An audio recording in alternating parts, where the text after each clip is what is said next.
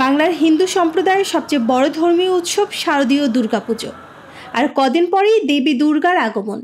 পূজার আমেজ ছড়িয়ে পড়েছে রাজধানী সহ দেশের বিভিন্ন জেলায়।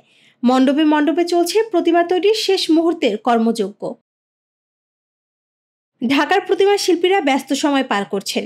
প্রতিমার কাঠামো গড়ে তোলা শেষ, এখন চলছে রং তুলির ছোঁয়ায় সৌন্দর্য ফুটিয়ে তোলার কাজ। মণ্ডপগুলো সাজানো হচ্ছে নতুন সাজে। প্রতিমা শুরু হয়েছে ধরেন 2.5 মাস ধরে কাজ শুরু হয়েছে। আমাদের প্রতিমা মোটামুটি হয়ে গেছে আর 4টা প্রতিমা 9টা প্রতিমা নিয়েছি, 5টা কমপ্লিট করছি, 4টা আছে। এদিকে পূজাকে কেন্দ্র করে ব্যবসায়ী মহলেও এসেছে ব্যস্ততা। বাজারে এসেছে নতুন পোশাক প্রসাধনী। আমাদের এবার ব্যবসা আগের থেকে তুলনামূলকভাবে ভালোই চলছে।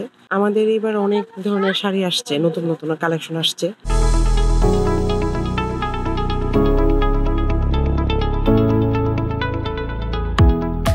মোটামুটি ক্রেতাদের চাহিদা অনুযায়ী আমরা রেখেছি। এবার তারামানা আছে, তারপরে এইভাবে মুগা সিল্ক আছে, কিছু আরো অনেক ধরনের আছে শাড়ি। বেচা কিনা আমাদের শুক্র শনি তো অবশ্যই থাকে বেশি, কিন্তু সন্ধ্যা থেকে আমাদের ভিড়টা বেশি হয়। ব্যবসায়ীরা বলছেন অন্যান্য বছরের তুলনায় এবছরেও পূজা মৌসুমে বিক্রি বাড়বে বলে আশা করছেন তারা।